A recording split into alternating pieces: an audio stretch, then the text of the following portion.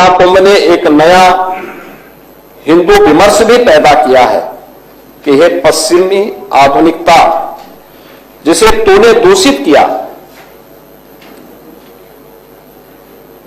वह अब भी हमारे लिए पवित्र है। याद करिए, जैसे गंगा की पवित्रता और अविरलता के बारे में प्रश्न उठ रहा था। 2014 के पहले, नमामि गंगे परियोजना के पहले उत्तर प्रदेश के अंदर मां गंगा 1000 किलोमीटर दूरी तय करती है, बिजनौर जनपद से बलिया जनपद तक। इन 1000 किलोमीटर के दायरे में सबसे क्रिटिकल पॉइंट, और एक क्रिटिकल पॉइंट केवल उत्तर प्रदेश के लिए नहीं था, गंगोत्री से लेकर गंगा सागर तक के इस पूरे 2500 किलोमीटर के दायरे में था, वह कानपुर था। कानपुर में 125 वर्षों से सीसामऊ में 4 करोड़ लीटर सीवर प्रतिदिन गंगा जी में उड़ेला जाता था। हम आभारी हैं प्रधानमंत्री मोदी जी के, जिन्होंने नमामि गंगे परियोजना के माध्यम से इस योजना को प्रभावी ढंग से लागू करने के लिए हमें पर्याप्त धनराशि उपलब्ध करवाई।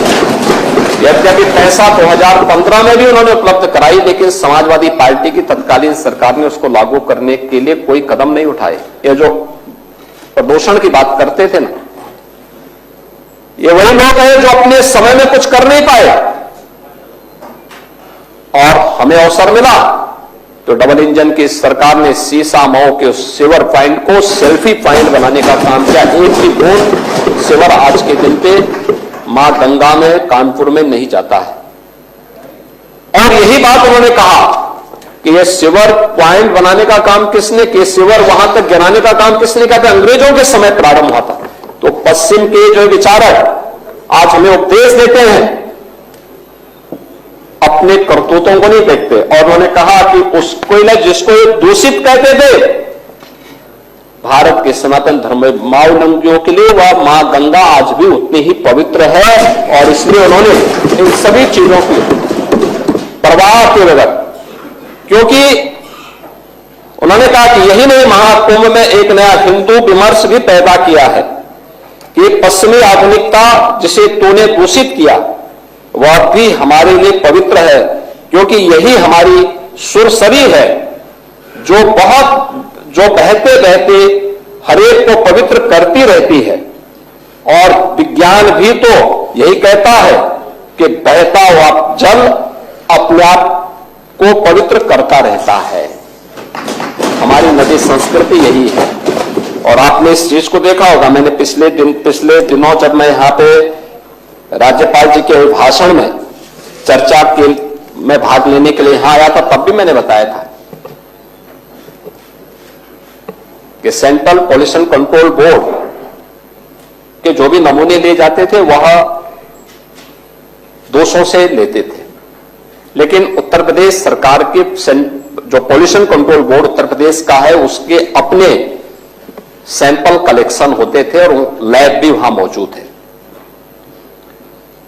हमने कोई आउटसोर्स नहीं किया, बल्कि स्वयं के मैन पावर से सारे सैंपल लेते थे। और हम लोग देखते थे कि जिन क्षेत्रों में, खासतौर पर आबादी वाले उन क्षेत्रों में जहां भैंस गाय नदी से इस पार से उस पार जाते हैं, और वहां पे जब भैंस गाय नदी में नहाते हैं तो वहां पे फीकल कोलिफॉर्म की मात्रा बढ़ती है।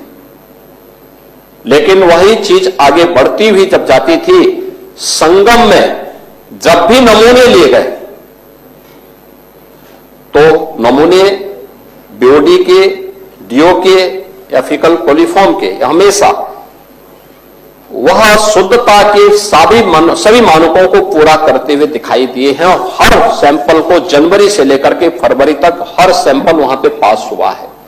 ये चीजें क्या दिखाती है कि हमारी मां गंगा या हमारी नदी संस्कृति हमेशा अपनी शुद्धता का ध्यान भी स्वयं रखती है, क्योंकि वही तो हमारी जीविका का आधार भी है और हमारे जीवन का आधार भी है।